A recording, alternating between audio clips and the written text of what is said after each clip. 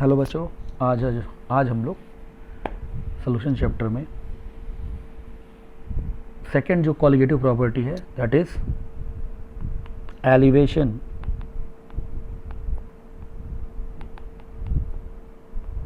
इन boiling point. तो आज हम लोग ये पढ़ेंगे एलिवेशन इन बॉइलिंग पॉइंट। ठीक है, अब एलिवेशन का मतलब बढ़ना, यानी सॉल्यूशन के बॉइलिंग पॉइंट बढ़ने की बात होगी।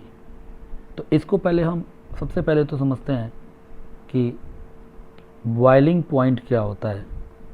तो बॉइलिंग पॉइंट का डेफिनेशन पहले पढ़ चुके हैं क्या, द टेम्परेचर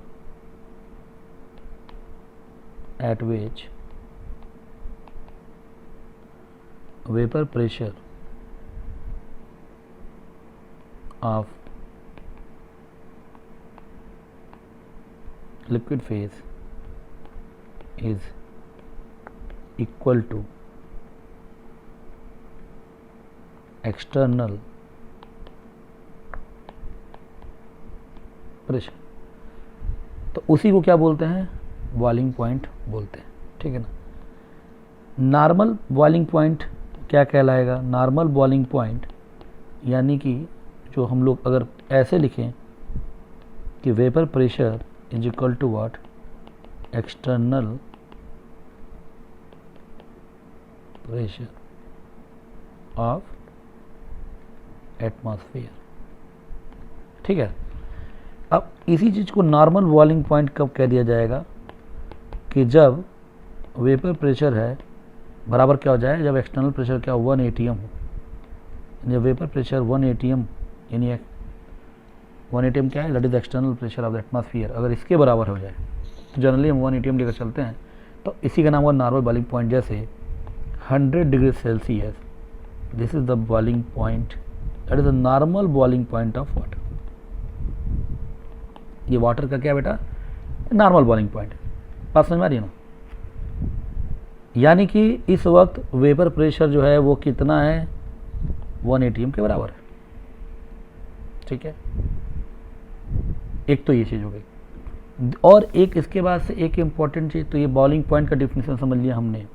अब दूसरी चीज़ की हम लोगों ने इतना पढ़ ही लिया है कि वेपर प्रेशर और बॉइलिंग पॉइंट के बीच में रिलेशन क्या होता है। तो वेपर प्रेशर जो होता है that is inversely proportional to boiling point. ठीक है ना, कि वेपर प्रेशर जितना ही ज़्यादा होगा उतना ही बॉइलिंग पॉइंट क्या होगा आपका कम। तो एक ये रिलेशन आपको ध्यान में रखना है। ओके। अब एक चीज़ कि अगर कोई किसी भी सॉल्वेंट में आप क्या करते हैं, जब सॉल्यूट को ऐड करते हैं तभी क्या बनता है, सॉल्यूशन। इतना बात समझ ही रहे हैं। ओके। तो सिंपल सी बात है कि जब आप सॉल्यूट ऐड कर रहे हैं तो, और कैसा सॉल्यूट, तो नॉन वोलाटाइल। तो पहली कॉलिगेटिव प्रॉपर्टी ये तो थी relative loading in vapour pressure, कि सॉल्यूट में सॉल्यूट क्या करें, जैसे ही आप नॉन वोलाटाइल सॉल्यूट क्या करेंगे, ऐड करेंगे, वैसे ही क्या होगा, वेपर प्रेशर क्या होगा, वो घट जाएगा। समझ में आ रहा है। यानी कि आप यूँ बोलिए कि बॉइलिंग पॉइंट क्या हो जाएगा, बढ़ जाएगा, है ना। यानी हम बोल सकते हैं कि वेपर प्रेशर ऑफ जो सोल्यूशन होता है कंटेनिंग नॉन वोलाटाइल, वो पहले भी हम लोग पढ़ चुके हैं, is always less than the vapour pressure of solvent. ये बात पहले भी पढ़ चुके हैं राउल्ट लॉ में। तो इतनी बात क्लियर है। यानी इससे समझ में आया कि नॉन वोलाटाइल सॉल्यूट ऐड करने से भैया वेपर प्रेशर घट रहा है, बॉइलिंग पॉइंट बढ़ रहा है। तो बॉइलिंग पॉइंट बढ़ रहा है तभी तो टॉपिक का नाम क्या है बेटा, elevation in boiling point.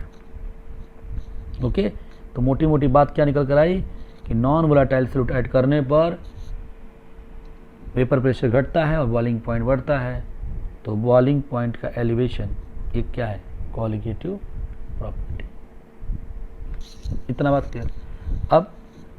Diagram से हम समझें, इसको ग्राफिकली हम इसको देखें तो ये वेपर प्रेशर वर्सेस टेम्परेचर का ग्राफ है, ठीक है।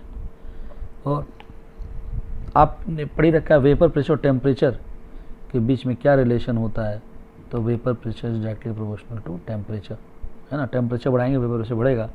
तो ये ग्राफ जो है किसका है, तो वेपर प्रेशर ऑफ सॉल्वेंट का। टेम्परेचर बढ़ा रहे हैं, वेपर प्रेशर आपका बढ़ रहा है, ठीक है। और वन वेपर प्रेशर जब क्या हो जाए, बढ़ते बढ़ते जब 1 atm के बराबर हो जाए, तो देखिए ये 1 atm के बराबर यहाँ हो रहा है ये वेपर प्रेशर। तो जैसे बराबर हो गया, इसके करस्पॉन्डिंग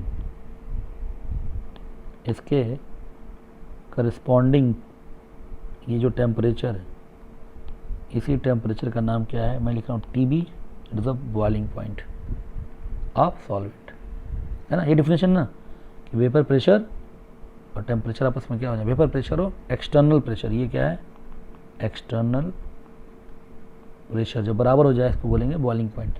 तो ये सॉल्वेंट का बॉइलिंग पॉइंट आ गया। अभी हम लोगों ने क्या बताया कि इसके अंदर हम क्या कर दें, अगर सल्यूट ऐड कर दें, तो सल्यूट ऐड करने से क्या होगा, तो वेपर प्रेशर कम हो जाएगा, वो भी नॉन वोलेटाइल है, तो ये घट गया है, ये क्या है, तो this is vapour pressure of solution. अब चूंकि ये बॉइलिंग कब होगा, जाहिर सी बात है जब वेपर प्रेशर क्या हो, एक्सटर्नल के क्या हो, यानी 1 atm की क्या हो, बराबर हो। तो अभी ये तो देखिए इसके करस्पॉन्डिंग जो टेम्परेचर वो क्या है, TB डैश लिख रहा हूँ। तो जो TB है ये क्या है, बॉइलिंग पॉइंट ऑफ सॉल्वेंट, और जो TB डैश है ये क्या है, बॉइलिंग पॉइंट ऑफ सोल्यूशन। और साफ साफ दिख रहा है कि TB जो है that is less than the TB dash, यानी बॉइलिंग पॉइंट क्या हो चुका है, वो बढ़ चुका है, ठीक है। तो ये जो डिफरेंस है इसको हम बोलते हैं डेल्टा TB। तो डेल्टा TB क्या होगा, that is TB dash minus TB, और इसी का नाम क्या है, एलिवेशन इन बॉइलिंग पॉइंट। इतनी बात समझ में, इसी को बोलते हैं क्या, एलिवेशन इन बॉइलिंग पॉइंट। और TB नॉट लिख दे, नॉट का मतलब प्योर कंपोनेंट का, ठीक है ना, ओके। यहाँ तक कोई दिक्कत है, तो ये हो गया। तो आपको समझ में आ गया यहाँ से मोटा मोटा बात कि नॉन वोलाटाइल सॉल्यूट पार्टिकल को ऐड करने पर वेपर प्रेशर कम हो रहा है, बॉइलिंग पॉइंट बढ़ रहा है, और डेल्टा TB मतलब एलिवेशन इन बॉइलिंग पॉइंट भी क्या है, बढ़ रहा है। जितना ही नॉन वोलेटाइल फ्लूइड डालेंगे वैतना ही क्या होता है, बढ़ जाएगा। इसीलिए क्या है, it is a colligative property that depend upon number not on the nature. यहाँ तक क्लियर। फिर ये भी पाया गया कि डेल्टा TB वो directly proportional to molality of solution होता है। तो delta TB is equal to, है ना, KBM, वेयर KB क्या है, एक कांस्टेंट है जिसको हम क्या बोलते हैं, that is a molal elevation constant, या एक और नाम है यूब्लोस्कोपिक कांस्टेंट, ठीक है ना। तो एक कांस्टेंट है, और चूंकि हम वांटा फैक्टर पढ़ चुके हैं तो हम ये भी समझ सकते हैं delta TB is equal to जो जनरलाइज फॉर्मूला होगा IKBM। I जो है वो वांटा फैक्टर है, तो ये इस बात का भी कंसिडरेशन कर लेगा कि एसोसिएशन हो रहा है या नहीं हो रहा है, ठीक है ना। तो delta T equal to I K b M, ये आपका फॉर्मूला हो गया। तो बस डेल्टा टी भी निकालना है तो वांटा फैक्टर आपको निकालना आता है, के बी आपको दिया होगा, एम इज मोलालिटी, तो एम यहाँ पर क्या है बेटा, that is the molality of solution. तो ये आपका हो गया आपका फॉर्मूला, ठीक है। तो डेल्टा टी छोटा आई के बी एम, के बी के बारे में, के बी कॉन्स्टेंट है, मोलर एलिवेशन कॉन्स्टेंट है, और के बी को अगर आप डिफाइन करना हो ना, के बी को की डिफिनीशन क्या होगी, तो आई की वैल्यू 1 कर दो, वांटा फैक्टर 1 है, और अगर मोलैलिटी क्या सोल्यूशन की 1 है, तो उस केस में डेल्टा टी बी क्या होगा, के बी के बराबर हो जाएगा। तो हम क्या बोल सकते हैं कि ना K B is defined as elevation in boiling point for 1 molar non electrolyte solution। तो डेल्टा टी बी के के बराबर कब होगा, तो वही लिखा मैंने, elevation in boiling point delta T B, और किसके लिए 1 मोलर सोल्यूशन, यानी मोलैलिटी 1 रख दिया मैंने, और नॉन इलेक्ट्रोलाइटिक का मतलब ये है कि इसका वांटा फैक्टर क्या हो, 1 हो, ठीक है ना। अगर हम इसके यूनिट की बात करें, यूनिट क्या होगा, तो सिंपल के बी आप क्या ले सकते हैं फॉर्म हिसाब से, तो delta T B upon I upon M. Delta T B क्या है, दैट इज टेम्परेचर का है, और नीचे क्या है, मोलैलिटी वांटा फैक्टर यूनिट क्वांटिटी है, तो यूनिट क्या होगी, तो केल्विन पर मोलर या डिग्री सेल्सियस पर मोलर, दोनों बोल सकते हैं, ठीक है ना। तो एक तो ये बात, और अगली जो बात है कि के बी की जो वैल्यू होती है, के बी कुछ ना कुछ वैल्यू होगी, तो के बी की वैल्यू क्या है, तो के बी एक कांस्टेंट है, ये तुम्हें पता ही है। तो जनरली इसकी न्यूमेरिकल वैल्यू क्या होती है, numerical value is given in problem, problem में इसकी न्यूमेरिकल वैल्यू दी होती है, ठीक है ना। और सबसे बड़ी बात क्या है कि के बी की value is different for different solvent, कि अगर सॉल्वेंट चेंज करेंगे तो के बी की वैल्यू भी क्या कर जाएगी, आपकी चेंज कर जाएगी। यानी कि हम बोल सकते हैं कि वैल्यू ऑफ के बी है ना, डिपेंड अपॉन सॉल्वेंट। तो सॉल्वेंट डिपेंड करती है, तो अगर सॉल्वेंट से रिलेशन देखा जाए तो जो के बी का रिलेशन था, फॉर्मूला जो था, K b equal to R into M into T not b का whole square upon 1000 into delta H vaporization. तो किसी भी सॉल्वेंट के लिए के बी की वैल्यू हम ऐसे निकाल सकते हैं, जिसमें आर तो आपको पता ही है, that is 8.314 joule per kelvin per mole, that is a gas constant. M जो है ये क्या है बेटा, ये है मोलर मास आप सॉल्वेंट, और रखेंगे किसमें आप, 100 ग्राम में रखेंगे, ठीक है।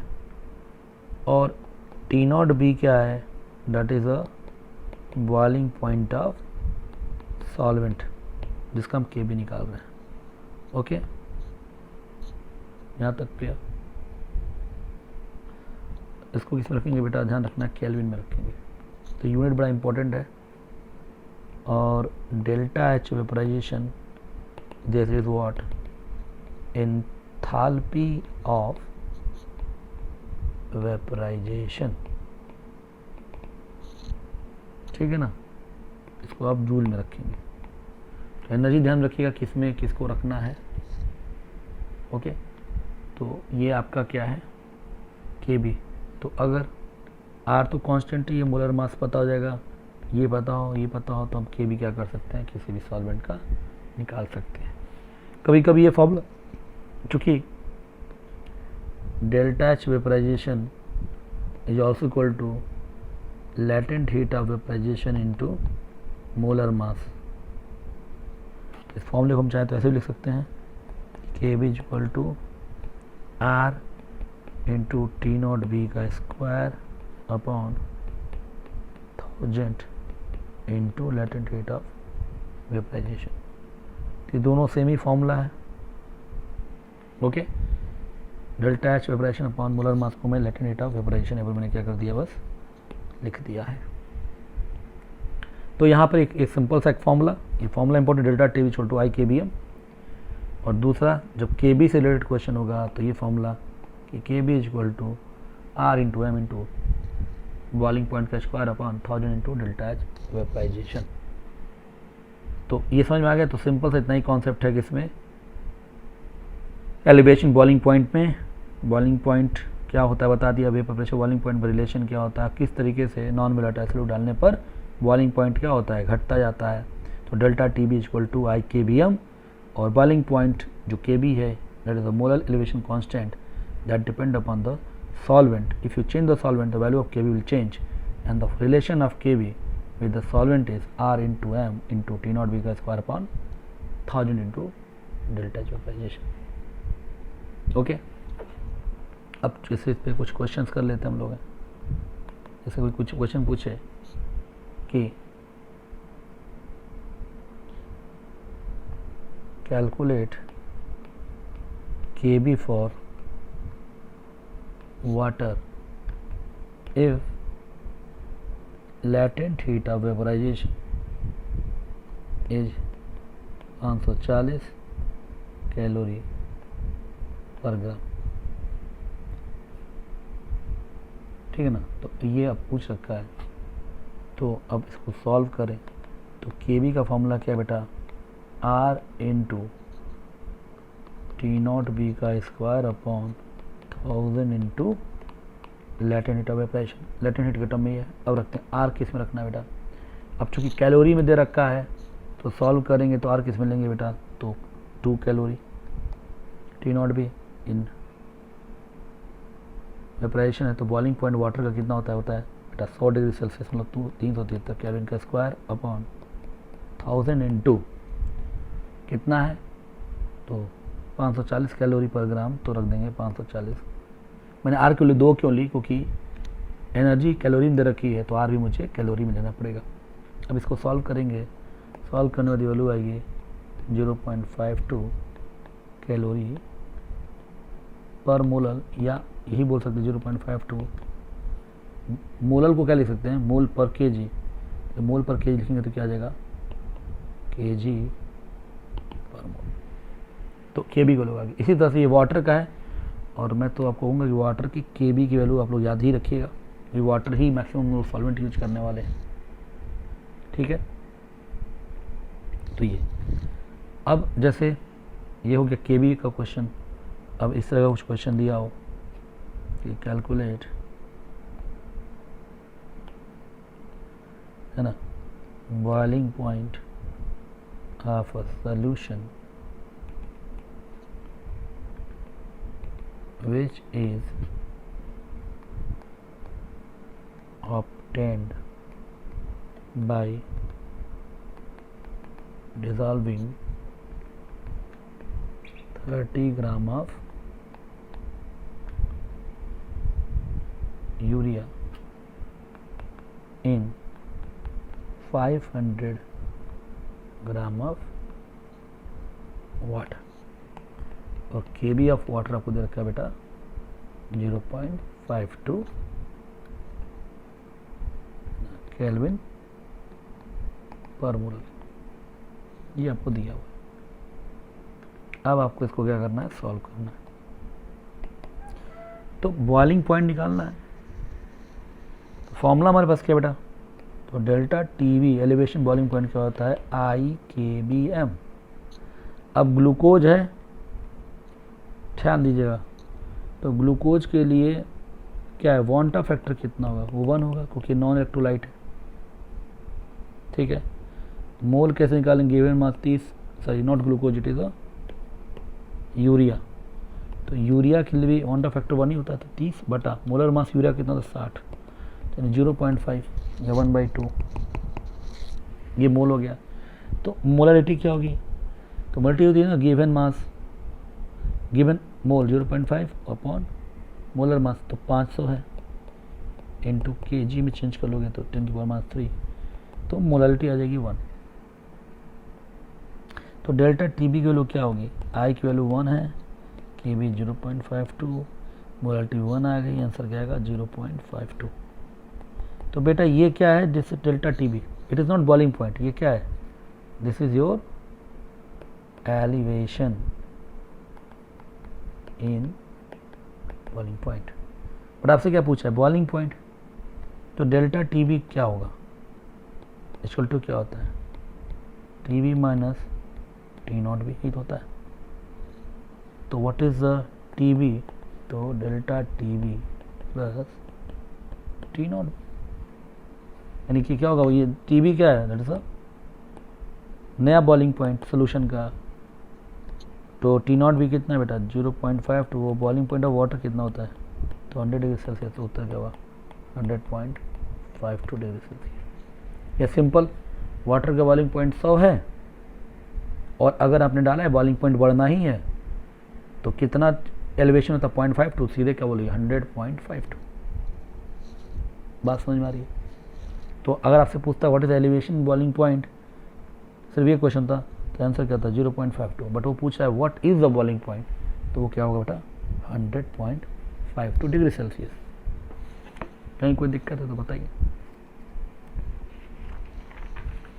ठीक है, तो ऐसे ही जैसे मैंने यहाँ पर बॉइलिंग आपसे क्या किया, डेल्टा टीबी या टीबी कैलकुलेट करवाया, तो ऐसा ये भी क्वेश्चन दे सकते हैं। जैसे अगला क्वेश्चन है, calculate molar mass of non volatile solute having Wanta factor 4 whose 20 gram on dissolving in 200 gram of water produces a solution having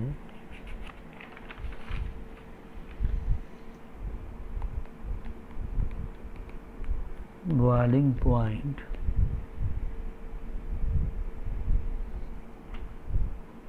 105.2 degree Celsius, ये बॉइलिंग पॉइंट है। अब इसको सॉल्व करना है बेटा।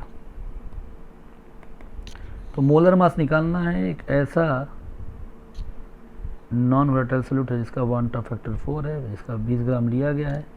तो देखिए फॉर्मूला हमारे पास का delta TB equal to IKBM, ये फॉर्मूला यूज करना है। वांटा फैक्टर बेटा 4 दे दिया है, ठीक है ना। पानी है तो केबी पता है, वाटर क्या था 0.52 है पानी का केबी, यहाँ तक क्लियर। और बॉइलिंग पॉइंट जो है टीबी का दे दिया है 105.2, ठीक है।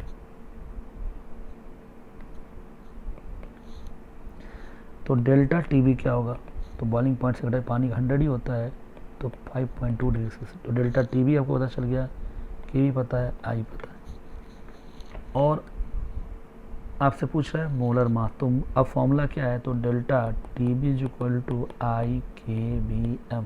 डेल्टा टीबी कितना है बेटा, तो 5.2, आई क्या है 4, केबी कितना है 0.52, और मोलटी क्या होता है mole upon mass of solvent. तो मोल कितना होगा 200 नहीं, मोल कितना होगा 20/m अपॉन ये कितना है 200 ग्राम, यानी कि kg में 0.2। ठीक है ना। अब यहाँ से मुझे m की वैल्यू निकालनी है। तो पहली बात तो ये 10 टाइम्स आपस में कट जाएंगे, तो ये क्या होगा 10 इंटू 0.2 इक्वल टू 80/m। तो m क्या होगा 80/2 यानी कि 40 ग्राम।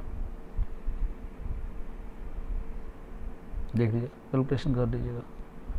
तो यहाँ से मोलर मास ऑफ सॉल्वेंट आ गया। ऐसे ही मैं चाहूँ तो इसी क्वेश्चन में क्या कर सकता हूँ, मास भी पूछ सकता हूँ, मोलर मास पूछ सकता हूँ, वांटा फैक्टर पूछ सकता हूँ, डेल्टा टी पूछ सकता हूँ, टी पूछ सकता हूँ। तो ऐसे क्या है और भी क्वेश्चन बन सकते हैं। जैसे क्वेश्चन और करते हैं तो इस तरह के न्यूमेरिकल बन जाएंगे, समझ लेना। तो सिंपल सा, जैसे मैं अगर फॉर्मूला लिखूँ तो delta T B is equal to I into K B into M क्या लिख सकता हूँ, तो mass upon molar mass upon mass of solvent, भी किसमें केजी में। तो आप देखिए ध्यान से कि इतनी सारी चीज़ें हैं। अब क्वेश्चन जो बनेगा डेल्टा टी बी है, आई है, के बी है, मास है, मोलर मास है, मास ऑफ सॉल्वेंट है। तो 1 2 3 4 5 6 चीज़ों में से 5 चीज़ें आपको डायरेक्टली इनडायरेक्टली पता रहेंगी, छठी चीज़ निकालनी पड़ेंगी। तो ऐसे बहुत सारे क्वेश्चन। अभी पिछले प्रॉब्लम में हम लोगों ने मास निकाला, तो ऐसे ही मोलर मास निकाला, तो हम मास भी निकाल सकते हैं। या और सब दे के मास ऑफ सॉल्वेंट पूछ दे, या वो के बी पूछ दे, या वो आई पूछ दे, या डेल्टा टी पूछ दे। ठीक है ना। तो ऐसे एक ही फॉर्मूले पे बहुत सारे क्वेश्चन बन सकते हैं। यहाँ तक क्लियर। अच्छा, एक जो थ्योरेटिकल क्वेश्चन जैसे ये लिखा हो, अरेंज द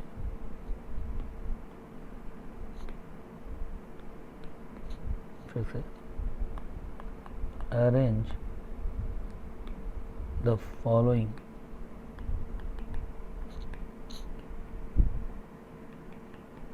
in increasing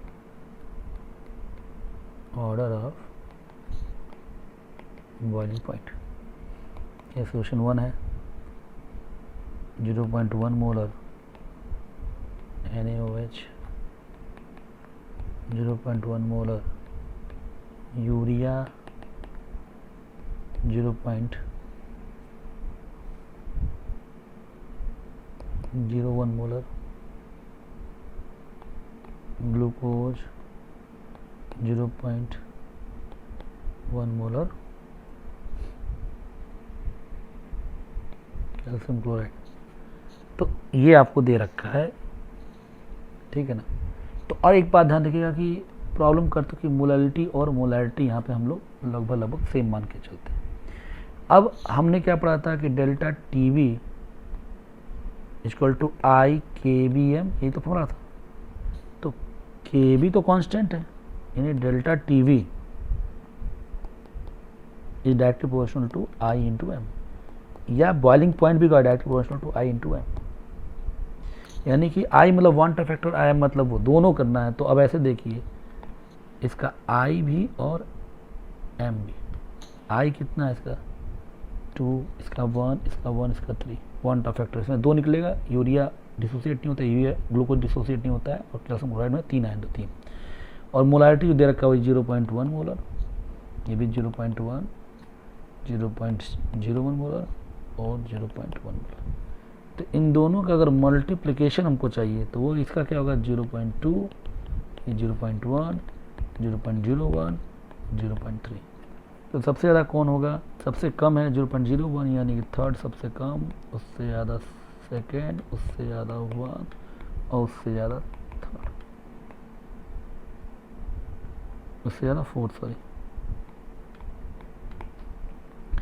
यानी सबसे ज़्यादा बॉइलिंग पॉइंट किसका है तो चौथे का है, और सबसे कम किसका है तो तीसरे का है। समझ में आ रहा है। और या एलिवेशन किस में ज़्यादा है, तो एलिवेशन के लिए भी यही चीज़ है। अगर बोलता है एलिवेशन किस में ज़्यादा है तो अगेन वो चौथे में ज़्यादा है। तो कभी भी आपको अगर इस तरह का क्वेश्चन आएगा कि किस में बॉइलिंग पॉइंट ज़्यादा है, किस में एलिवेशन बॉइलिंग पॉइंट ज़्यादा है, तो आपको ध्यान रखना है कि वांटा फैक्टर और मोलैरिटी दोनों का मल्टीप्लिकेशन देखना, सिर्फ मोलालिटी से नहीं देखेंगे, सिर्फ मोलालिटी से हम नहीं देखेंगे या मोलालिटी से नहीं देखेंगे, ठीक है ना। बात समझ में आ रही है? तो एक इस तरह का क्वेश्चन, ओके। तो ये हम लोगों ने पूरा एलिवेशन बॉइलिंग पॉइंट क्या डिस्कस कर लिया। तो नेक्स्ट क्लास में हम लोग अगला जो वन टॉप फैक्टर है डिप्रेशन इन फ्रीजिंग पॉइंट, वो क्या करेंगे, डिस्कस करेंगे। Thank you very much.